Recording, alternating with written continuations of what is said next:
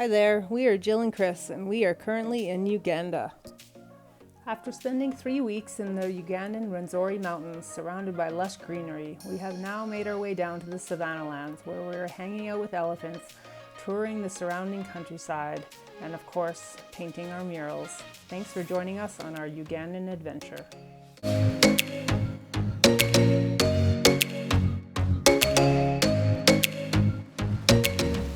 After taking some time to see the surrounding area, since we've arrived in the savannah, most of our days now are spent painting our murals.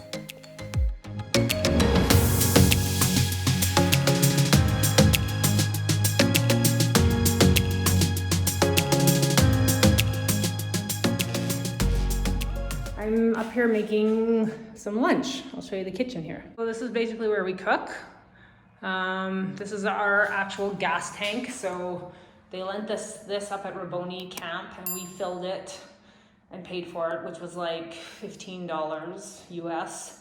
And we've brought it here now. So this is like our actual own tank. So we're not using anyone else's gas, which is good. And yeah, so this is their stovetop that they use. So we don't use that. But anyways, I came up here to make lunch. So this is leftover mashed casserole. And then we have like a leftover kind of lentil stew. So I'm going to fry these into like potato patties of some sort, like potato pancakes. See how that goes.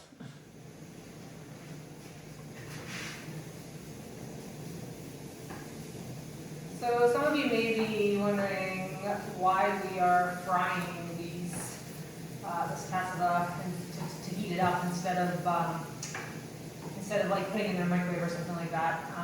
Well, the truth of the matter is there's definitely no microwave here. We don't even have a fridge, in fact. So we tend to try to heat up our food in one way or another if we have leftovers. We just leave stuff like just on the counter in bowls with lids on top of them, like a lid or a plate or something on top of it. And then, the next day we just make sure that we heat it up really good before we eat, especially beans and lentils and stuff like that can get pretty gnarly. I guess there's a bacteria that can get into them overnight, but if you cook it, it cooks it out. So yeah, life with no fridge definitely has its own challenges for sure. Also at the beginning, we were buying too much produce all at once. Not considering how we would keep it. And we lost a lot of stuff in the beginning. So as we go, these are things we learn and how we function without these appliances that we're so used to. There's a whole sector of the world that's doing it, so it is definitely possible. But yeah, fridges are nice. We miss cheese and stuff like that. We actually did have mozzarella that we stored in water in an airtight container, and that lasted like 3 or 4 days. But of course, cheese and water gets kind of goofy. But anyway, challenges of living off the grid. For sure.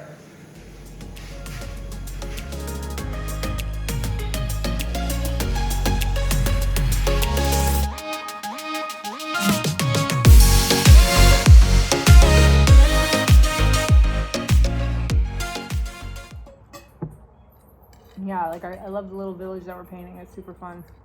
And I think like when you paint, when we really notice the area and sort of paint it to look like where they live, I think they sort of get a kick out of that. Mm-hmm. I think they definitely appreciate that.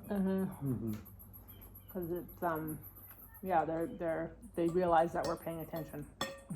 We're actually looking around and seeing where we are and what the story is. Yeah, it's a fun project. Yeah, so normally we have lunch from 1:30 till 3, or maybe 1 to 3. Or if it's something easy and it's already made or whatever, it might be quicker. But sort of a casual lunch break. And then some days we're done for the day, and other days we go back to work and work till like 5:30 or 6:30 at night. So it just sort of depends on how we feel. There's not like significant amount of pressure of having to stick to a certain schedule or anything like that. Our agreement for volunteering is that we will work 2 to 4 hours a day. And I said some days we'll work 2 hours and some days we'll work 8 hours. So, it just depends.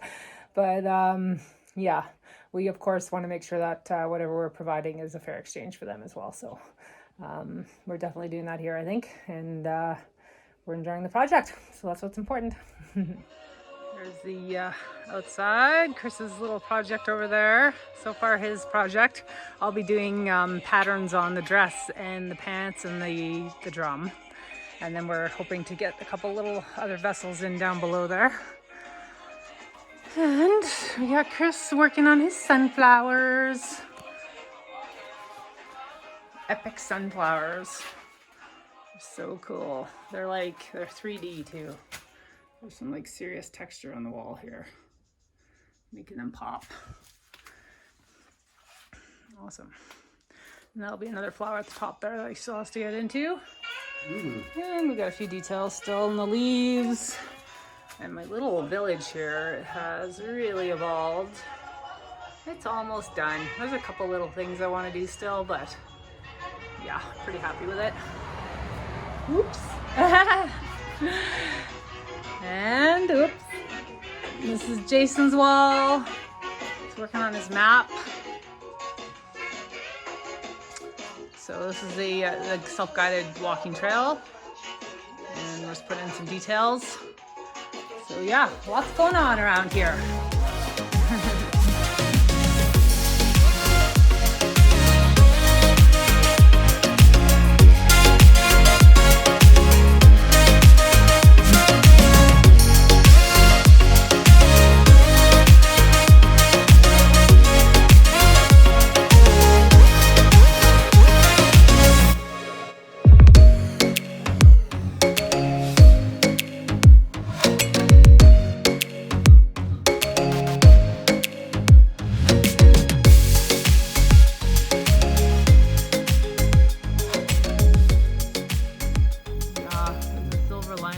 Clouds for a good reason.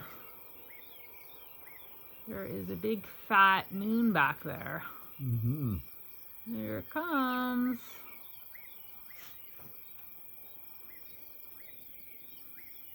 Yeah. Not full yet, but getting damn close.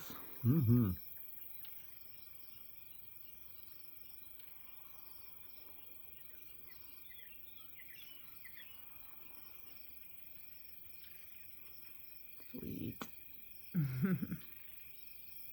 Hey guys, how's it going?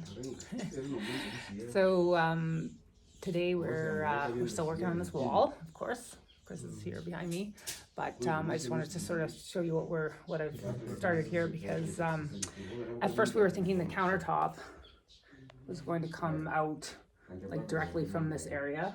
There's this sort of bar top countertop here that we've moved, but then we realized that it's actually set back, so it actually comes out from here. So now this part will be visible. Yeah, we weren't going to do much painting there because we thought, it's going to be covered anyways.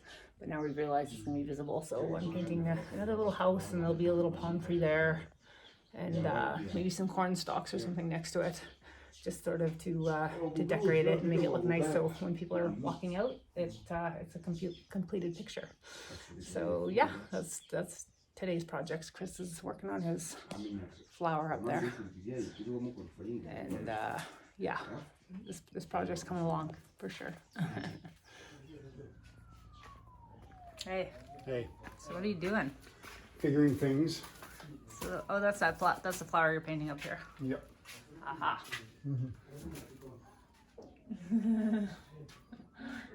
How are you? Good.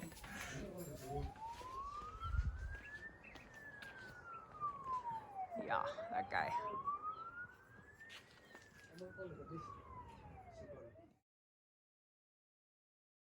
Oh, here comes the stew. Yes. Leftover goat stew from last night. And jackfruit. Not bad. Hey guys.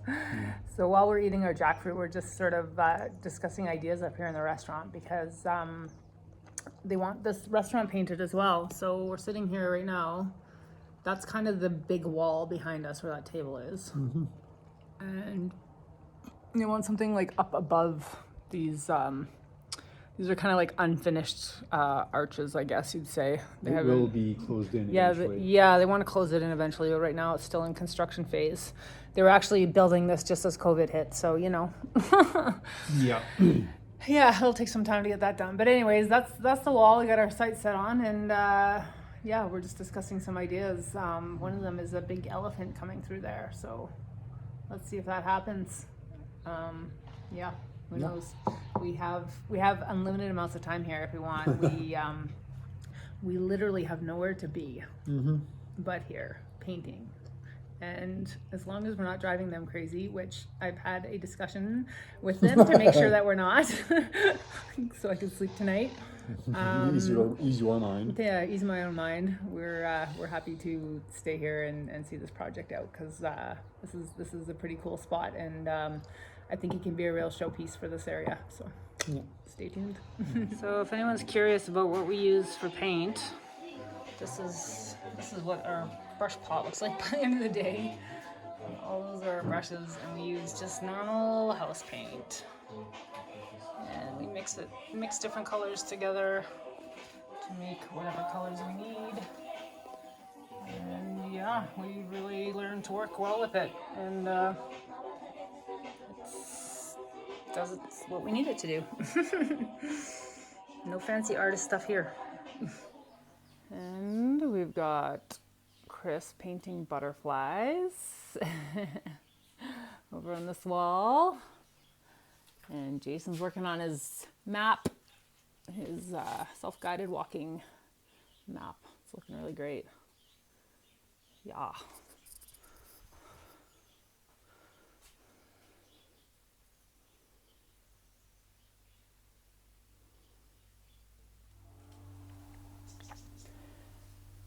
So now I have some of the highlights down.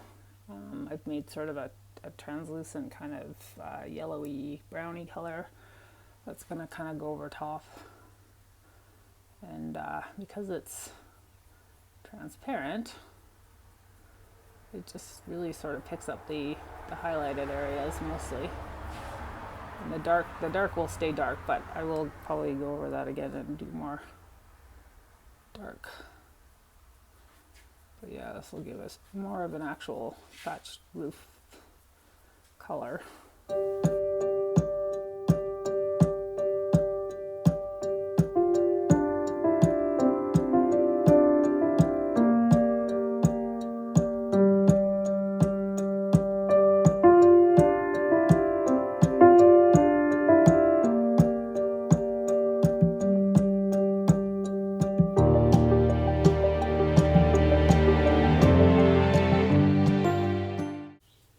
This technique is a lot like glazing, if some artists might be familiar with that term.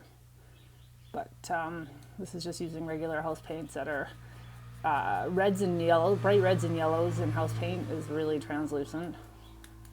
And so is white and that kind of thing. So you can really do sort of the same technique, but using just regular house paints, you don't need to get fancy artist stuff.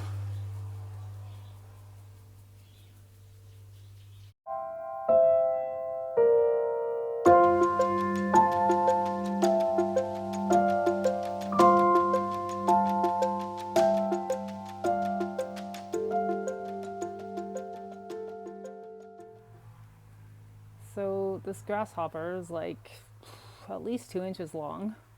I'd say at least that, for sure, maybe 3. And he's eating our chair.